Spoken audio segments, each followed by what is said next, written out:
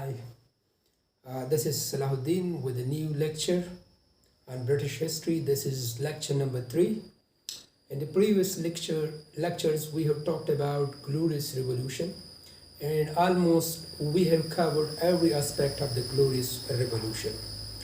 And today we will talk about the final topic of Glorious Revolution, and that is revolution settlement, or uh, one might say the how or the question may be put in this way: how the parliament becomes supreme at the end of Stout dynasty, or during the reign of William III, whose reign starts from 1689 to 1702.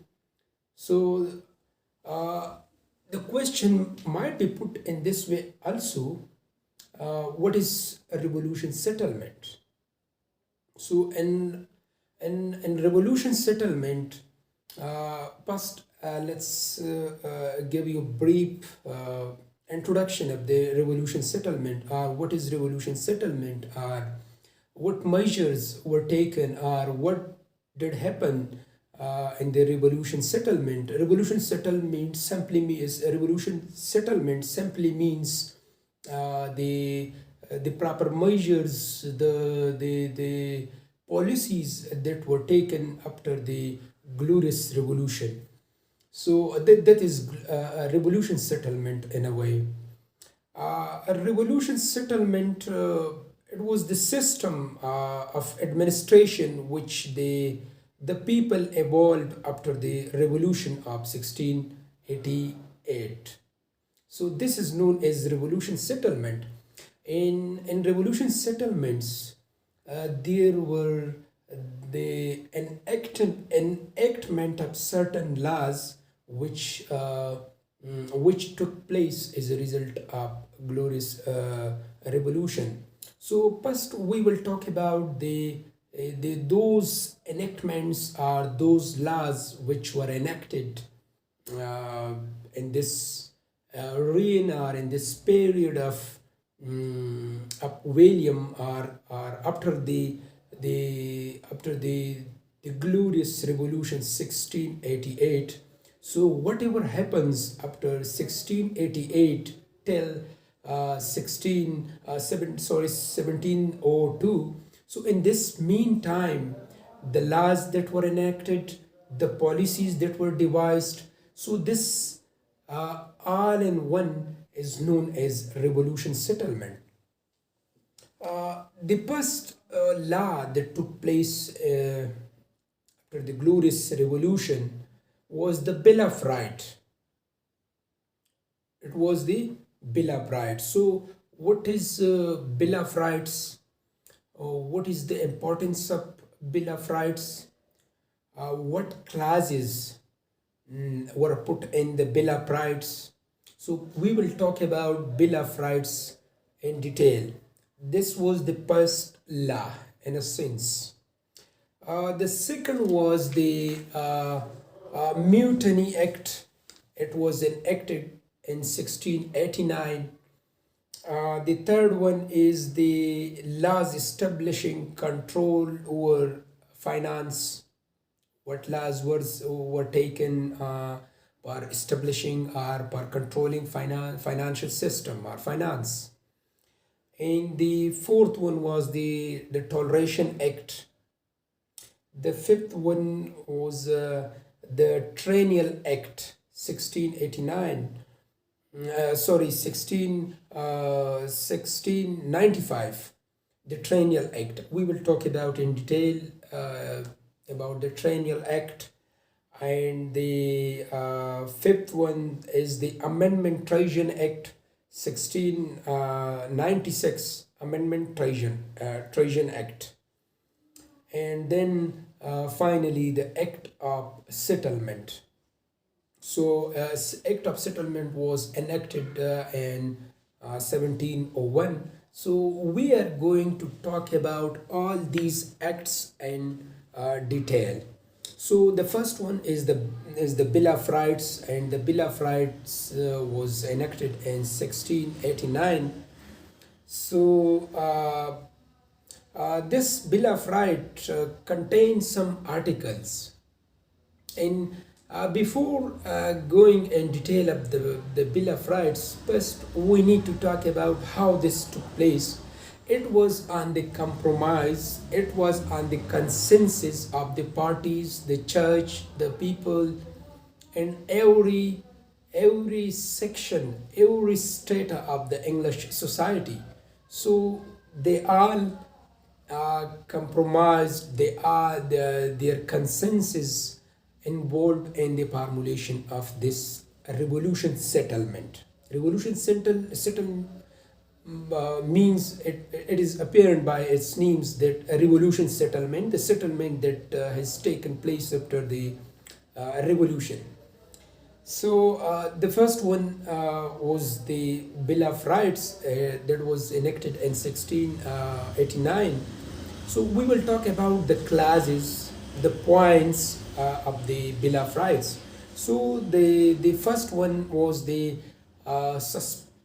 suspending with and dispensing with the power of the king was curbed or controlled. So such power of suspension and dispensing was completely taken from the king, and it was now in the hands of parliament. So the first one was the suspending and dispensing power of king was curbed, or it was declared illegal. So illegal means it was restricted, or it was taken away from the king. This was the first clause in the Bill of Rights. The second one was the king could not levy no taxes without the consent of the parliament. Earlier, it was the prerogative of the king, and who would levy taxes on his personal whims and wishes. But now it was no more the authority of the king. So the first one was the second clause is the power of levying taxes on the people was no more in the hands of king. The third one was the king could not maintain standing army in peace times. So this is the third clause in the Bill of Rights. The fourth one is king could not establish any court or tribunal without the consent of the parliament. This was another clause in the Bill of Rights. Earlier, as we have discussed in the very first lecture, that the king would establish his own court for meeting his own needs. And that needs we have talked about, that by converting people from other faiths and so on and so on and so forth. So he could not establish tribunal or court. This was also declared illegal. The fifth one is appointment of the judges was to be made impartially and honestly, and king should not influence any judgment. This was another clause. The people had a right to appeal to the king for the safeguarding of their rights. So the sixth clause is the people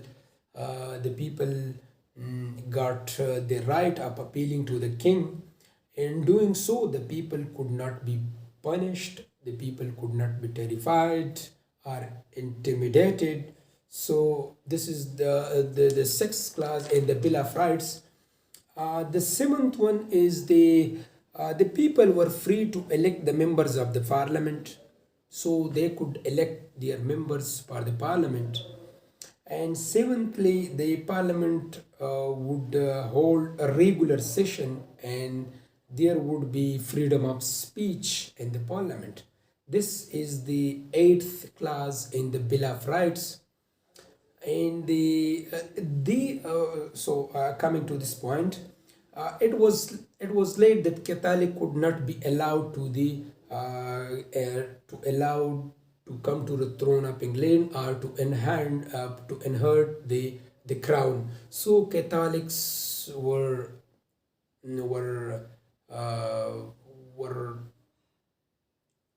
they were forbidden, and they were not given permission, or they were not allowed to hold the office of the kingship, Catholics.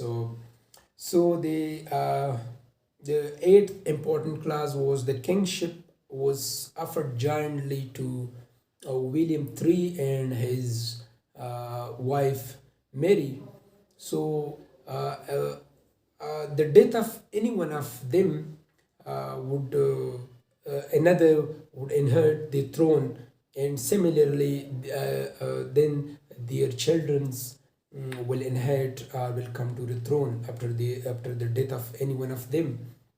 So in this way, this Bill of Rights was forwarded to the king, and the king was supposed to mm, mm, to ensure uh, his or her consents or her agreement or kind of acceptance on these principles, on these clauses. So the first in the revolution settlement, the first law was the Bill of Rights, and we talk about the clauses of the Bill of Rights. And now coming to the importance of the Bill of Rights, and this is very important questions, a very important question. If you check out the past papers, you will come across this question many times. What is the importance of the Bill of Rights? How the Bill of Rights changed the democratic system of England? How it helped in evolving in a kind of that times democracy. So this is very important article, or this is very important law in the revolution settlement. Now coming to the importance of this revolution, this Bill of Rights. So the first one was the as a result of this Bill of Rights, kind of constitutional development took place. So, what is its importance? The first one, the Bill of Rights established the supremacy of the Parliament that we have talked many a time, and the trump of the Parliament decide once and for all that sovereignty of the country lay in the hands of the Parliament, not in the hands of the King. Earlier, it was in the hands of the King. Now, it was in the hands of the Parliament. And Parliament was the sole and superpower deciding the fate of any matter. The second importance of this bill is that monarchy, or the title of kingship, was neither divine nor hereditary nor permanent. And it gave a death blow to the theory of divine right of kingship. A king, if he violates any of the terms, could be removed. So in the terms, the terms are the classes that we have talked about. Any one of them, if was if any one of the class, if violated, the king could be removed. So this is second importance of the Bill of Rights. The third importance is safeguarded the liberty and rights of the people, and it was laid down that the people have full right to send petitions to the king to safeguard their rights. So now the people could appeal to the king for their rights, and for that this liberty was given to the people to appeal to the king. So this right was also intact of the people.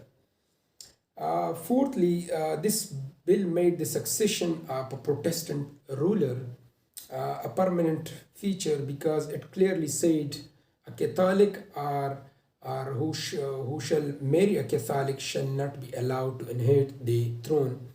So the throne was completely thrown into the hands of Protestants. Now the Catholics could not come on this or on this position, nor he could be moved to this high position. And anyone marrying Catholic could not be declared as a king, or could inherit the throne. So these are the importance of the Bill of Rights. Now coming to a slight criticism on this Bill of Rights, is it is very clear in claims, in claims there that this Bill of Rights proved a very a game changer in the history of the England. But this Bill of Rights also invites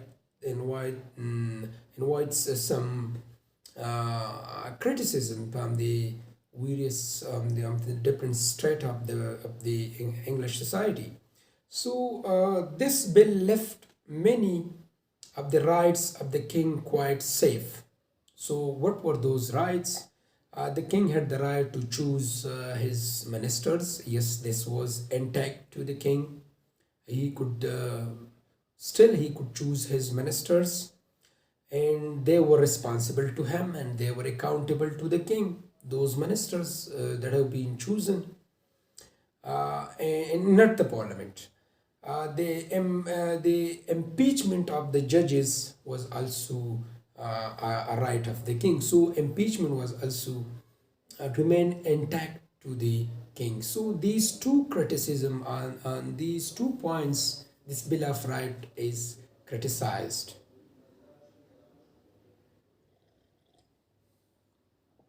Now coming to the uh, second important law. Uh, uh, this second important law was the Mutiny Act of 1689. So the Mutiny Act of 1689. So what is Mutiny Act? What is described in the Mutiny Act? The Parliament had realized the necessity of a standing army for maintaining peace and for safeguarding the country from any external invasion. So the Parliament passed the Mutiny Act in 1689, whereby it tried to keep the army under its control. The king was allowed to keep an army in order to maintain law and order situation in the country. A military administrative wing was set up. A code of conduct for the soldiers was specified, and any breach of law was to be punished by the military courts. So in the Mutiny Acts, there are some important points. The first one was the now the king has the power, or the state, the king has the power to maintain a standing army. So what was the purpose of maintaining a standing army? First, to ensure law and order in the country, the first one. Secondly, to repulse any invading force. And thirdly, a kind of a code of conduct was established for maintaining this standing army, and any one of the soldiers would violate that code of conduct could be marshaled.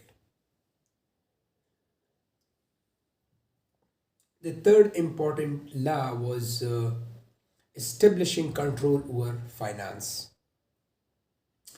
Uh,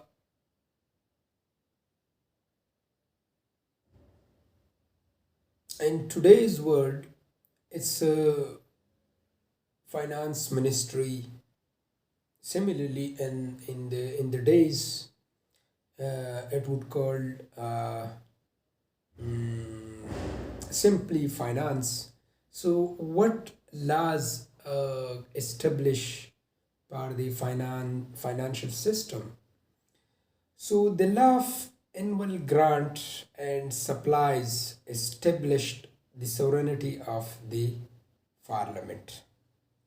In case of William and Mary, the grant was allowed only for 1 year, which again made it obligatory for the king to call the parliament every year for the grant of his finance. The audit of the king account also began. Earlier, the king would extract grants permanently, and the parliament had no authority to interfere in that grant.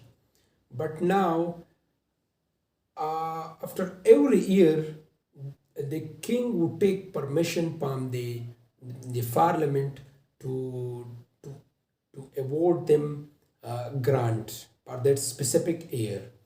And furthermore, the audit of the grant that was allowed to the king was also be audited. So these were the laws that were established for controlling the finance system. The fourth important law was the Toleration Act. The Toleration Act granted religious freedom to all those who believed in the 36 article out of 39. All the religious sects except the Roman Catholics and the Puritan got the religious freedom, but still they could not take part in state or central government. Uh, all those people who would believe on the articles, there were around 39 articles in this regard, which were pertaining to the religious uh, pertaining to the religion. In in in in those articles, uh, those who would uh, mm, accept 36 of those 39 articles, and these some three were were uh, were behind the other faiths followers, so those three were not included, and those three have very different dimensions from the other faiths of followers. Therefore, these three were not mandatory for the followers of other religion, other faiths followers. So those 36 were declared anonymously that that person must accept these 36 articles in order to come to the throne of England or to hold a public office. So thus, in Toleration Act, uh, so all those 36 follower, a person who may be follower of any faith, if he is accepting these 36 article, shall have the right uh, is all other uh, faith followers are enjoying.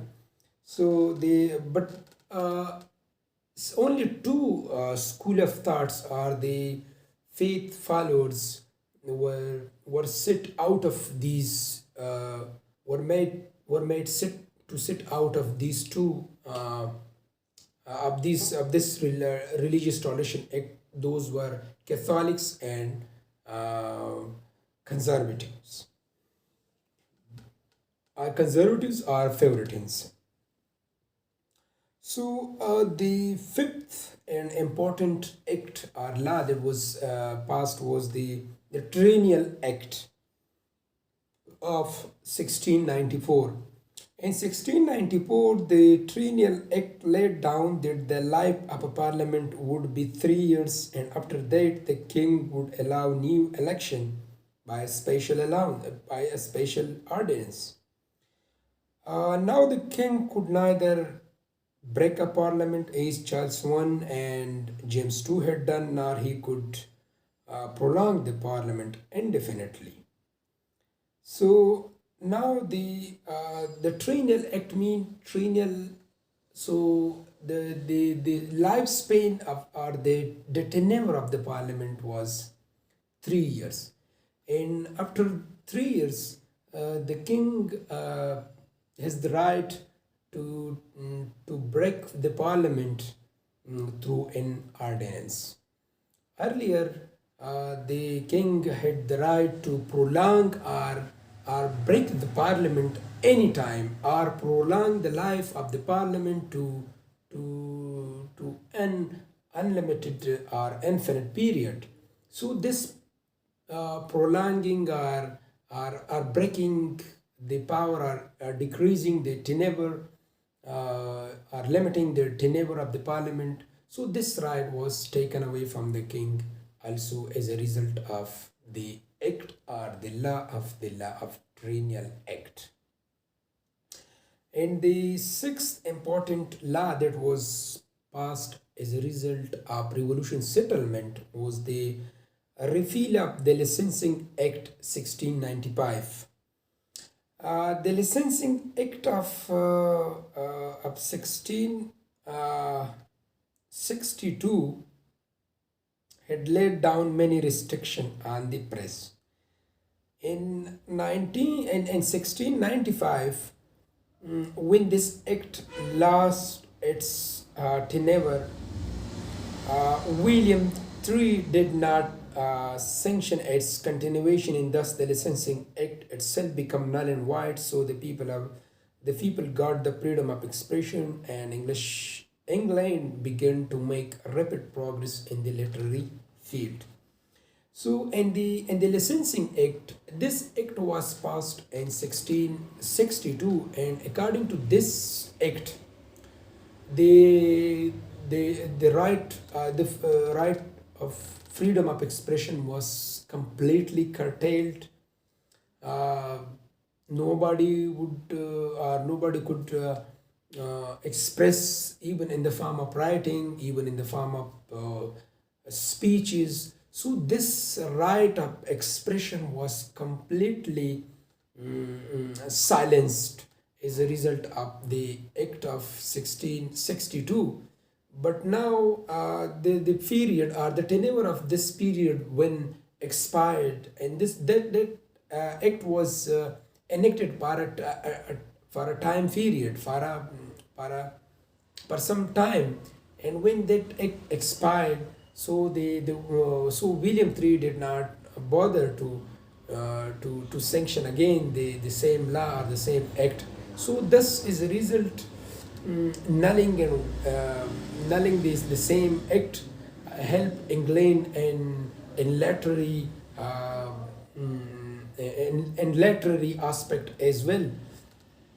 So and many great writers were born at this very period, and at this very time.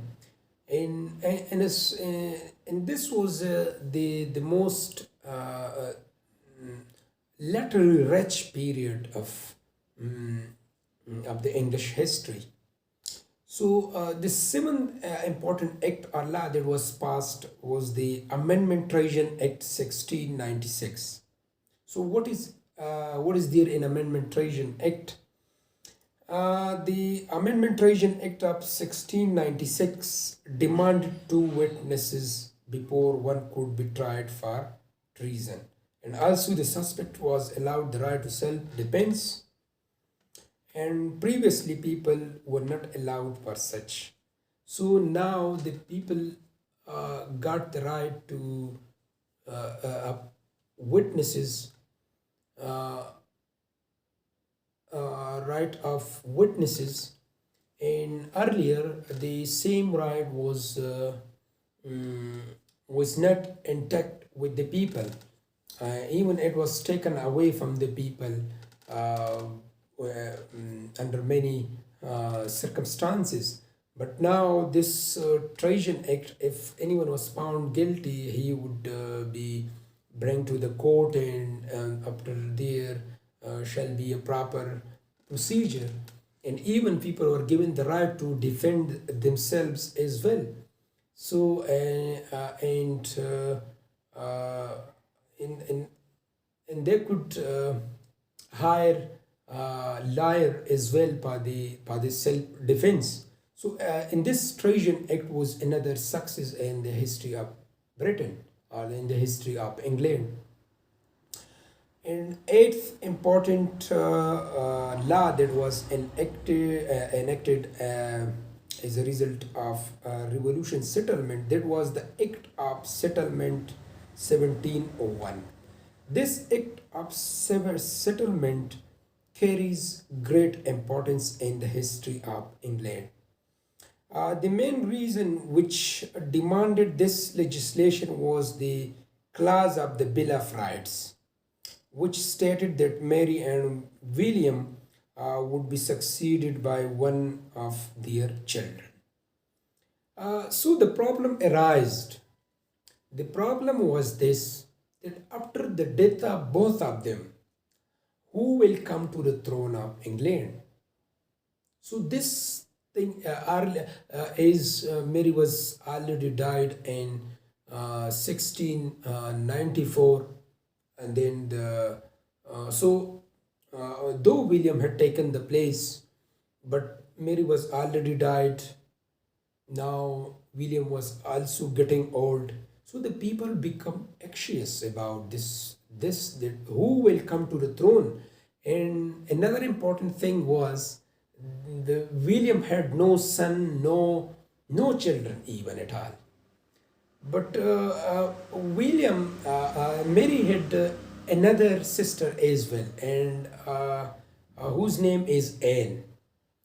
So people started that if both Mary was already died, William was getting old. So people thought if both of them died, so who will come to the throne? Then people decided the sister of Mary will come to the throne, and she will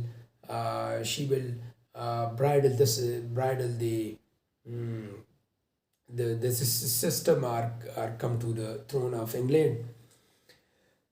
In this regard, the Act of Settlement also laid certain principles, and it was an accumulation of those other set of clauses, and the set of clauses is known as Act of Settlement 1701. So, what was the first important clause in this Act of Settlement? Uh, the Act provided that Prince Anne would succeed William, who would be succeeded by Sophia, and Sophia was the granddaughter of James II. So the first thing is we have talked just a bit early that after the death of anyone, so who will come to the throne, and there were also some principle laid down in the Bill of Rights that Protestant must not, Catholics must not come to the throne, and the doors were completely,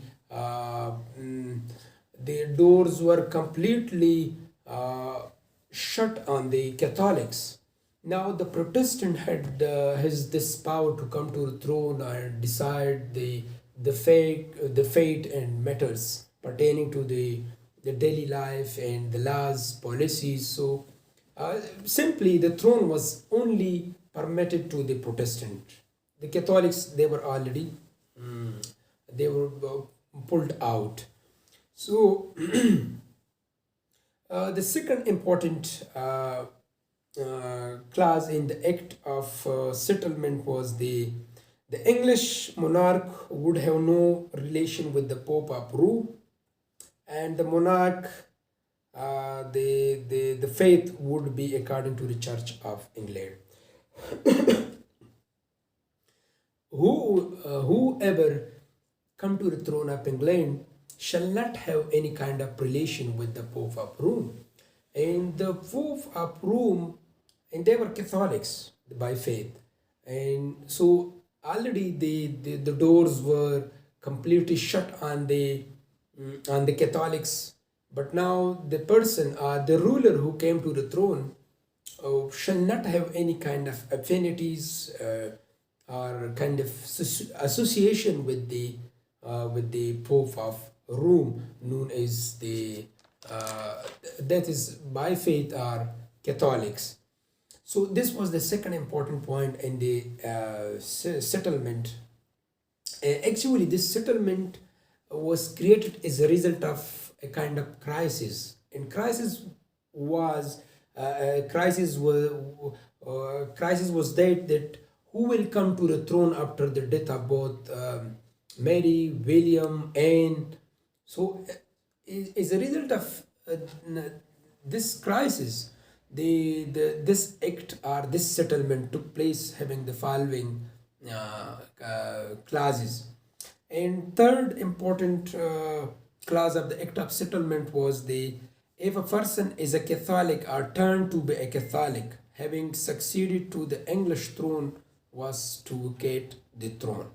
So a person who was earlier Catholic or turned Catholic shall not inherit the throne.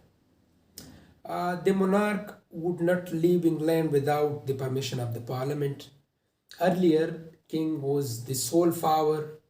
He would do whatever he wishes, but now the monarch would leave the throne with the permission of the parliament, and the king would not drag England into any wars. Means fighting wars for others. Earlier it was the tradition of English that they would fight wars for others, but now in this settlement it was clearly laid down that the England must not be dragged for wars and rescuing other countries. No person who was not born in Great Britain or her colonies shall come to the throne of England. At that time, Britain had colonies across the globe, and they had colonies in America, they had colonies in Africa, and they had colonies in other parts of the Europe as well. And yes, they were also here in the Asia, but at that time it was not the region was not completely colonized. It was for the purpose of trade at that time, and that took place later in 1757. We also called is War of Independence. As a result of War of Independence, the region was completely colonized. So thus, any person who is not born in Britain or in her colonies shall not come to the throne. This was another clause in the Act of Settlement.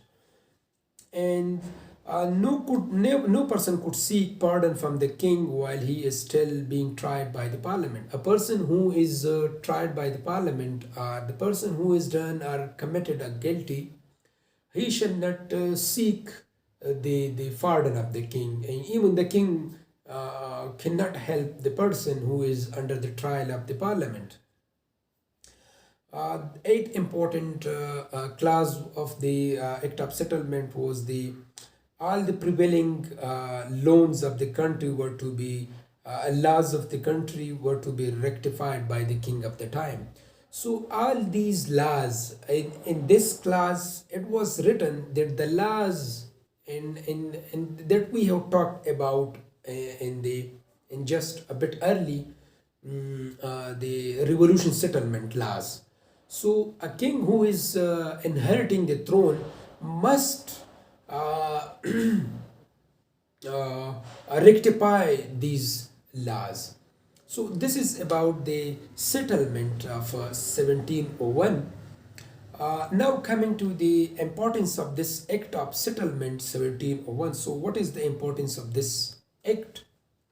It is important for the following reasons. So what are those reasons? The first one is it settled once for all that only Protestant king could succeed to the throne of England. Only Protestants were given the right to succeed to the throne of England. So this was the first important reason, the first importance.